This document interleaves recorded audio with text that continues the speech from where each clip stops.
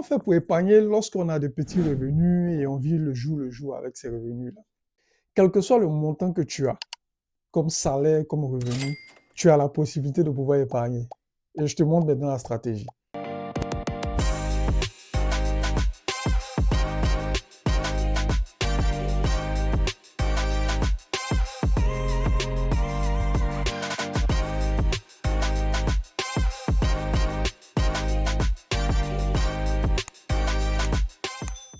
Je suis Charles Aboké, je suis coach en gestion des finances personnelles. Très heureux de pouvoir présenter cette vidéo. Alors, pour pouvoir épargner, c'est simple. La première des choses à faire, comme les Américains le disent, pay yourself first.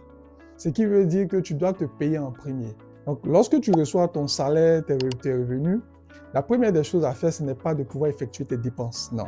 La première des choses que tu dois faire, c'est de pouvoir épargner. Donc, quel que soit le montant que tu as. Je prends un exemple.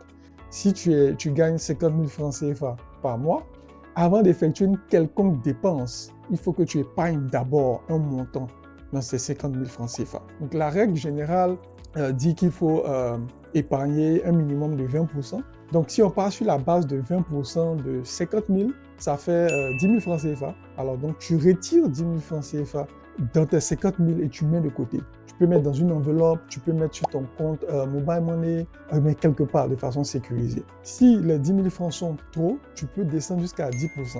OK? Donc, 10% de 50 000, ça te fait 5 000 francs. Donc, dans les 50 000 francs CFA, tu enlèves 5 000 francs. Il va te rester 45 000 francs. Tu te gères avec tes 45 000 francs. Au pire des cas, tu descends même à 5%. Donc, si tu descends à 5%, ça te fait 2 500 quand même. Tu peux enlever 2 500 francs CFA de ton argent à chaque fois qu'on te paye. Et la différence, tu utilises maintenant pour tes dépenses. Donc, c'est la stratégie qu'il faut que tu adoptes. Donc, je reprends. Quand tu es payé, la première des choses, c'est d'enlever d'abord l'épargne et maintenant faire les dépenses et non le contraire. Je vais te donner encore un exemple pour te montrer vraiment l'importance de pouvoir épargner et puis de te montrer que ce n'est pas le fait d'avoir un gros montant qui te permet de pouvoir épargner. Je te donne l'exemple de Lionel, qui est un salarié, il a un salaire de 500 000 francs par mois. Et on a aussi Rodrigue, qui est aussi salarié, mais lui, il a 50 000 francs CFA par mois. Donc, Lionel, lui, il a un gros salaire. Donc, chaque fin du mois, quand il reçoit son argent, il achète des vêtements, il achète des chaussures, il fait la fête, il achète même une voiture et tout ça. Bon, il vit d'un confort. Relax, quoi. Mais il n'épargne pas. Voilà, donc tout son argent, quand il reçoit ses 500 000, il dépense. Il met ça vraiment dans les dépenses.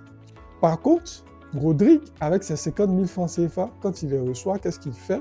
Il prend 20%, donc 10 000 francs, qu'il met de côté à chaque fois, chaque fin du mois, comme une épargne de sécurité, comme une réserve, en fait. Et ce qui s'est passé, sur une période de 12 mois, il s'est trouvé que Lionel a perdu son emploi. Rodrigue, lui, qui est toujours en fonction.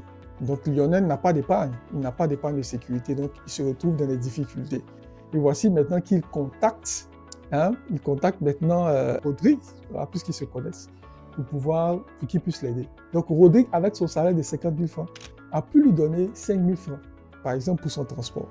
Donc, juste te montrer un peu l'importance. Donc, tu n'as pas besoin forcément d'avoir beaucoup d'argent. Épargne d'abord et ensuite, fais des dépenses. Si vous avez des questions par rapport aux finances personnelles, n'hésitez pas. Laissez-moi vos questions en commentaire et ce sera un plaisir pour moi de pouvoir vous répondre lors de mes prochaines vidéos. Merci, à très bientôt. Happy Learning.